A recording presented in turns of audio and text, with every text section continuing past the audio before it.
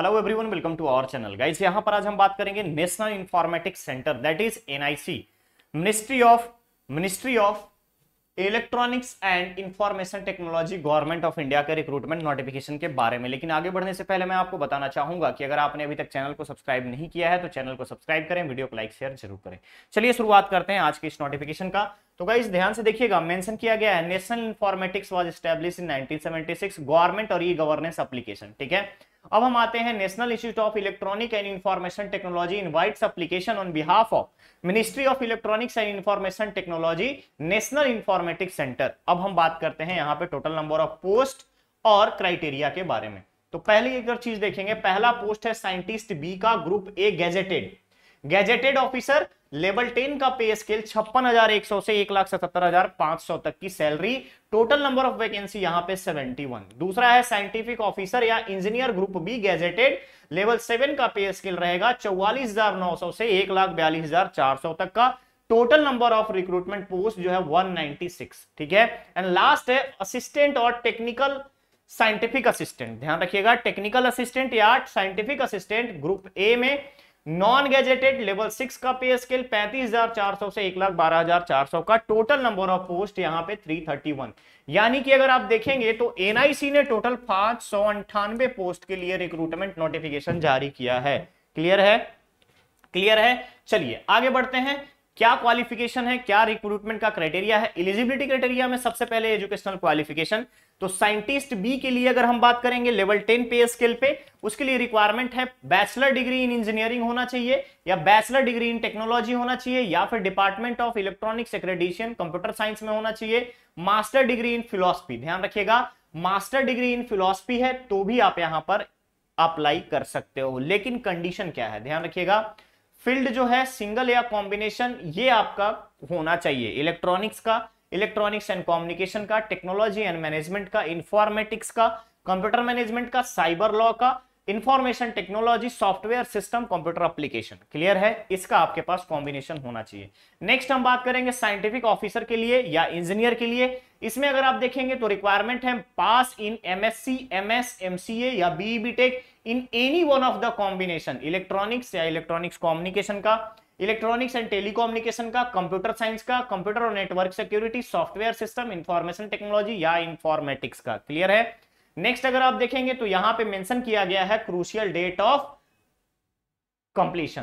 पहला है the candidate should have obtained essential qualification on the date of closing application 4/4/23। Freshers eligible हैं, but condition क्या रखी गई है कि 4 अप्रैल से पहले, यानी कि एप्लीकेशन प्रोसेस क्लोज होने से पहले आपके पास सारे डिग्री जो आपका क्वालिफिकेशन है उसके डॉक्यूमेंट्स होने चाहिए। क्लियर रहेगा। चलिए आप देख सकते हो एक्सपीरियंस में यहां पे किसी भी प्रकार की कोई भी एक्सपीरियंस की रिक्वायरमेंट नहीं है।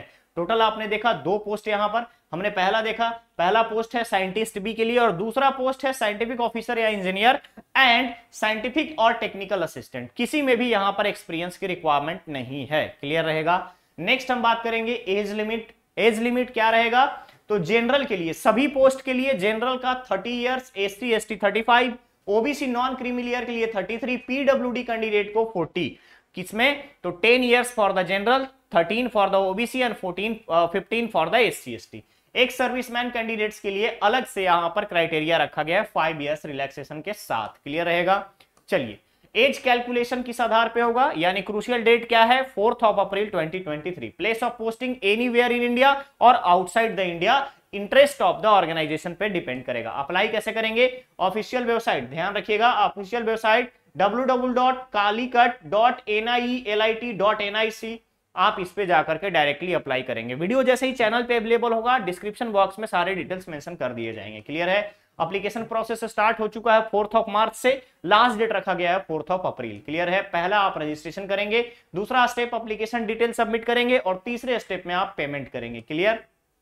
चलिए चेकलिस्ट आपको क्या क्या देखना है? तो सबसे पहले आपको देख लेना है कि जब आप अप्लाई करने से पहले आपके पास ये सारे डॉक्यूमेंट्स होना चाहिए। स्कैन इमेज, फोटोग्राफ होने चाहिए, फोटोग्राफ के साथ साथ आपका सिग्नेचर होना चाहिए, वैलिड डॉक्यूमेंट्स होना चाहिए। अब उसके बाद आता है यहाँ पे choice of centre of written examination. तो रिटन एग्जामिनेशन जो होगा यहाँ पर आपका अगरतला, अहमदाबाद, एजल, बेंगलुरु, भोपाल, भुवनेश्वर, गुवाहाटी, गंगटोक, दिल्ली, देहरादून, चेन्नई, चंडीगढ़, हैदराबाद, इंफाल, ईटानगर, मुंबई, लखनऊ, कोलकाता, पोर्ट ब्लेयर, विशाखापट्टनम, जयपुर, पटना, जम्मू, रायपुर, कोची, रांची, कोहिमा एंड शिलोंग। टोटल यहां पर अगर आप देखेंगे 29 सेंटर्स बनाए गए हैं रिटन एग्जामिनेशन के। एप्लीकेशन फी की बात करूं तो एससी, एसटी और पीडब्ल्यूडी कैंडिडेट्स को कोई भी फी पे करने की रिक्वायरमेंट नहीं है। वहीं जनरल एंड अदर कैटेगरीज के जितने भी स्टूडेंट हैं उनको 800 रुपीज पे करना रहेगा। क्लियर है? किसी भी तरीके का कैश, डिमांड ड्राफ्ट, पे ऑर्डर, चेक या चालान वैलिड नहीं होगा, यानी कंप्लीटली आपको ऑनलाइन मोड में ही पेमेंट करना है। क्लियर रहेगा? सिलेक्शन प्रोसीजर के बारे में बात करें तो ध्यान रखिएगा, selection will be done through the written examination and interview for the post of scientist B. वहीं अगर आप scientific officer engineer, only through the written examination for the scientific और टेक्निकल असिस्टेंट। साइंटिस्ट बी और scientific officer और engineer के लिए direct interview written और written के बाद इंटरव्यू, और जो साइंटिफिक असिस्टेंट या टेक्निकल असिस्टेंट होंगे उनको सिर्फ और सिर्फ यहां पर आपका रिटेन एग्जाम के बेसिस पे सिलेक्शन होगा। क्लियर रहेगा? क्वेश्चन पेपर जो होंगे 65% क्वेश्चन होंगे टेक्निकल एरिया से और 35% क्वेश्चन जो होंगे यहाँ पे जेनरिक एरिया से। इस नोटिफिकेशन में आपको डिटेल सिलेबस अटैच किया जा चुका है। सभी क्वेश्चन 1 मार्क्स के होंगे, मल्टीपल चॉइस क्वेश्चन होगा 1 मार्क्स में, नेगेटिव मार्किंग 1/4 की रहेगी। क्लियर है? जिसमें से क्वालिफाई करने के लिए जनरल कैटेगरी के स्टूडेंट्स को 50%, ईडब्ल्यूएस 50% और 40% ओबीसी के लिए 30% एससी, एसटी और पीडब्ल्यूडी कैंडिडेट्स को रखना पड़ेगा, यानी सिक्योर करना पड़ेगा। अब यहां पर आता है टेक्निकल और जेनरिक कंबाइंड में अगर आप देखेंगे तो दोनों का सेपरेटली कटअप भी क्रॉस करना रहेगा। क्लियर है? यहां पर आता है only the shortlisted candidate based on the merit position reservation policy who have qualified the written examination shall be called for the interview for the post of scientist B and scientific officer and engineer। Clear रहेगा? वहीं अगर आप scientific और technical assistant में देखेंगे तो इनका final selection जो होगा रिटन टेस्ट के एग्जामिनेशन पर होगा। क्लियर रहेगा? ठीक है? यहां पे आपको वेरिफिकेशन ऑफ डॉक्यूमेंट्स के बारे में बताया गया है कि जैसे ही आपका इंटरव्यू होगा, इंटरव्यू के टाइम में आपको सारे वैलिड डॉक्यूमेंट्स, ओरिजिनल डॉक्यूमेंट्स लेकर के आना रहेगा। क्लियर है? सिलेक्शन में अगर आप देखेंगे तो साइंटिफिक और टेक्निकल असिस्टेंट के लिए वेरिफिकेशन ऑफ डॉक्यूमेंट्स जो है ज्वाइनिंग के समय में आपको वहां पे वेरीफाई करवाना पड़ेगा। इंटरव्यू में अगर आप देखेंगे कोई भी पोस्टपोनमेंट का रिक्वेस्ट वैलिड नहीं होगा, ऑलरेडी यहां पर मेंशन किया गया है। मिसकंडक्ट के बारे में बताया गया है। इंपॉर्टेंट इंफॉर्मेशन में सिटीजनशिप और रिजर्वेशन में किस तरीके के प्रोसीजर्स लागू होंगे, प्रोविजन क्या रखा जाएगा, उसके बारे में डिटेलिंग की गई है, जो कि यहां पर आप एक बार अप्लाई करने से पहले पढ़ेंगे। जिन लोगों के पास ईडब्ल्यूएस सर्टिफिकेट वैलिड सर्टिफिकेट है, जिन लोगों के पास अगर आप देखेंगे कास्ट सर्टिफिकेट है, तो कास्ट सर्टिफिकेट भी प्रॉपर रेगुलराइज्ड अथॉरिटी के द्वारा ही इशू होना चाहिए। ठीक है?